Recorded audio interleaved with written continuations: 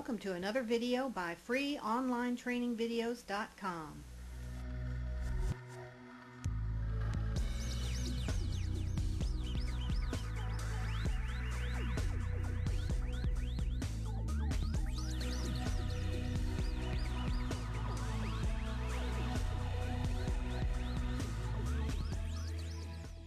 Hello, and thanks for checking out this video series on HTML for beginners.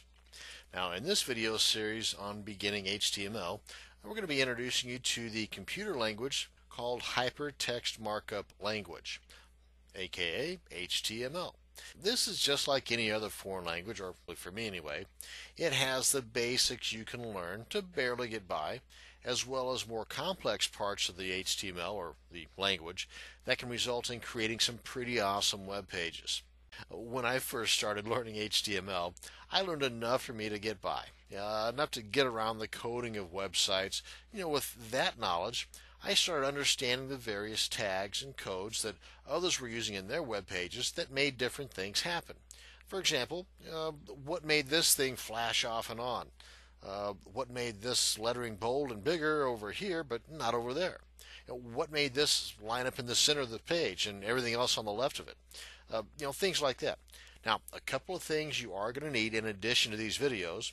One is a browser. Now, most likely you're watching this video through a browser right now. So, see, we already have one thing out of the way. See how easy this is? And two, you're going to need a notepad. And I'm not talking about the pen and paper type that's on your desk. I'm talking about your Windows notepad or a basic simple text editor. Now, for those of you that have Dreamweaver and FrontPage or Composer or NVU or Coffee Cup or some other type of HTML editor or what they call a WYSIWYG, what you see is what you get, well, good for you. Now, put them away and get out your Windows Notepad. Now, in case you didn't know, your Notepad is located on your, well, if it's not on your desktop, it's in your Start menu. Let me show you real quick here. If you go to your Start menu, go to All Programs, and come up here to Accessories. There's your Notepad.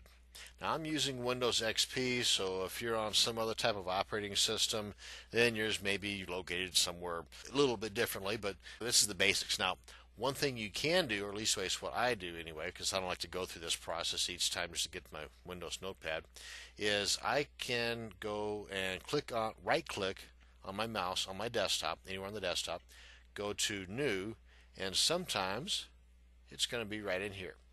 Now, what I do instead of that is, so that I don't have to do that, it's just right here on my desktop, is as this little arrow points out, this is a shortcut to my Notepad. You can do that by going to right-clicking on your desktop, go to New, and then left-click on Shortcut, and then you just browse your computer for the Notepad. And again, I'm using Windows XP, so what I would do is go to click on Browse, go to my computer, and which drive am I on here? Go to C, go to Windows, scroll all the way down, and it's in alphabetical order, so you go to Notepad. Click on that. Well, there you have it. Click on Next, and then it'll put it on your desktop. Actually, right here under New Shortcut. And if you want to rename it or whatever, but as you can see, it's got the number 2 there because I've already got one here. Boom. Okay, go away. Anyway, that's how you can get the shortcut on your for the Notepad on your desktop. And then you just show it off to the side. But anyway, I'm kind of getting off topic. But that's what we're going to be using for the most part in this video series. Because, yeah, it's cool to know how to use the Dreamweavers and the front pages and the like, which, by the by, we're going to get into in the next video series. So just, hold your horses. But it's also better, I think, if you know the basics, and we're going to get those basics by using Notepad instead of having a software program do all that coding and stuff for us. And those are pretty cool, but again, I'm getting off topic. Now, when I first started creating my own web pages, I would enter some of these codes that I was seeing on other people's websites, and of course, in the beginning, my sites looked like crap, and frankly, some of them still do. But as I repeated this process over and over, well, I began to remember that this piece of code does this, and that piece of code does that. So remember, how do you get to Carnegie Hall, and what the heck does Carnegie Hall have to do with HTML? Well, it's practice, practice, practice. So, how do you get from knowing zero or close to zero about HTML to being able to create award-winning websites in your sleep? Practice, practice, practice. So, just like anything else in life, the more you put into something, the more you're going to get in return. Now, by the end of this video series, you're going to have the basics of HTML mastered to the point that you will be able to construct your own web pages. And by repeating these processes and continuing your learning of HTML, well, you're going to be able to create website masterpieces that will be the envy of those who visit them. Let's get on to the next video in this series.